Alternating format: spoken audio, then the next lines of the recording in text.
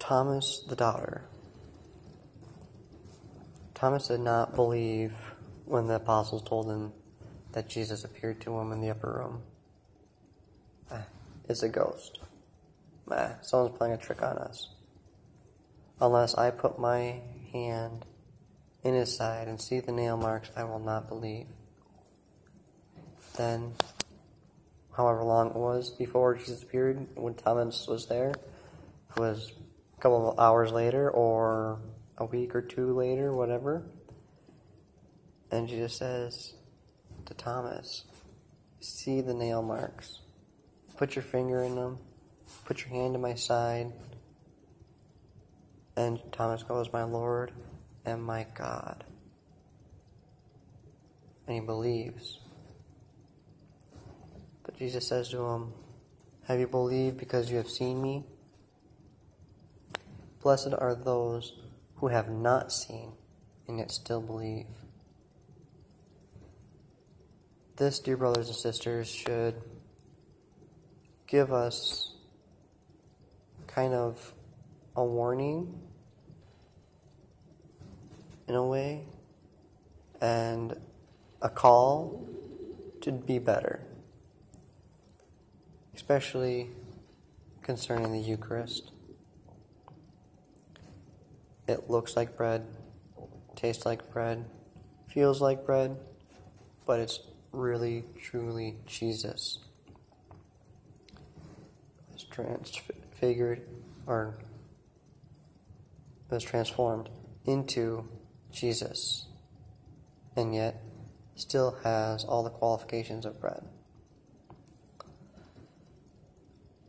So many times I've seen someone go up to receive the Eucharist, and there's so many times that I have gone up to receive the Eucharist. And it shows that I'm a doubter, like Thomas in this instance. I don't see Jesus. I see bread. I know in my mind that it's Jesus because it's the way I was taught growing up as a little kid. But do I really, truly believe it wholeheartedly that it's Jesus? You know, I see bread, I taste bread, I feel bread, and yet it's Jesus. But when I go up to receive him, what am I like?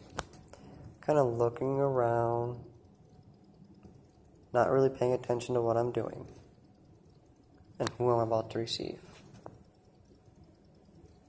So many people do it, and I do it all the time.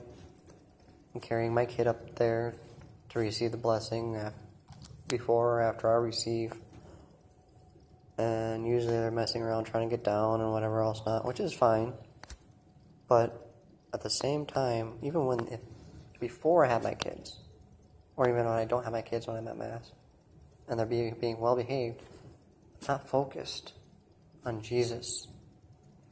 And it shows that I truly do not wholeheartedly believe that it's actually Jesus.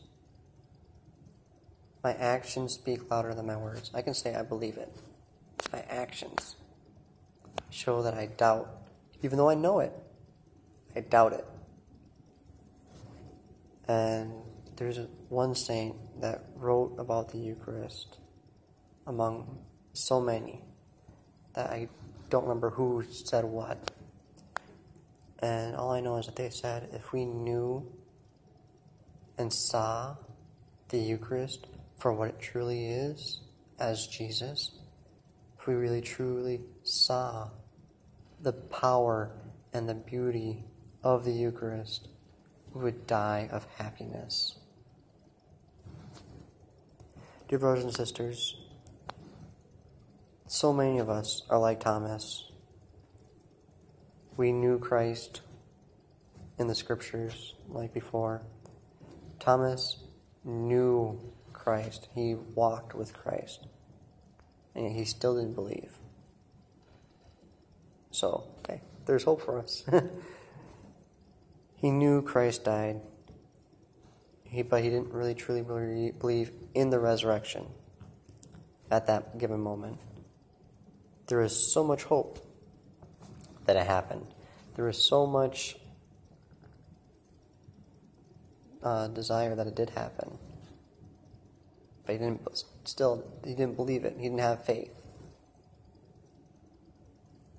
Just like me. I know Jesus died for me.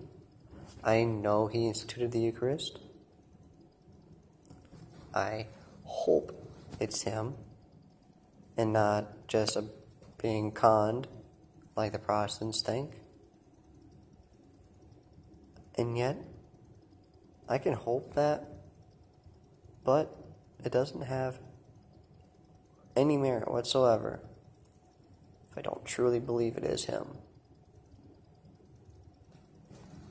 Knowledge and hope are important, but faith brings it to fruition, and we receive the graces. There's Eucharistic miracles around the world. And if that doesn't prove that it's actually truly Jesus, then the only thing that will actually prove that it's Jesus is Jesus coming down on a cloud at the second coming and say, yeah, y'all done screwed up. That was really me. I was in front of you the whole time, and it was disrespectful how you came to me, received me, and not really fully believing it's me. That's the only other thing that would convince people. Since the Eucharistic miracles do not seem to prove anything to people, and sometimes to me. I mean, I forget about them. I know it's Jesus, and I believe in the Eucharistic miracles. But every single day, every Sunday, that I receive, has it changed me? No. Is my faith stronger because I've heard about the Eucharistic miracles? I haven't seen any, but I've seen pictures and the stories, and I believe that the stories are real. And it's not just a whole bunch of fake news, just to drum up stuff, right? I believe that it's real, and I believe in the Eucharistic miracles, and I believe that that the Eucharist is Jesus. I can say that all up here and all here, but do my actions and do I fully believe wholeheartedly that it's actually Jesus? Because last Sunday, I went up, received the Eucharist, and my heart wasn't fully prepared. I didn't take the time dealing with my little ones, but at the same time, on the way up, I was way in the back. There was a long line. I mean, it only takes a few minutes to prepare myself to receive Jesus. And yet I still didn't do that. What's wrong with me, kind of thing? Huh? Anyway, let's stop being like Thomas in this instance and stop being the doubter and actually truly believing that it's Jesus. Let our actions show that we believe that it's Jesus. Because we can believe in our minds, or know in our minds, and say it with our lips. But do we really believe it at the core of our beings? Blessed are those who have not seen and yet still believe applies in every aspect, any example in our Christian life in dealing with Jesus. And this is one of the most important ones, the Eucharist at Mass and Adoration. This is Jesus.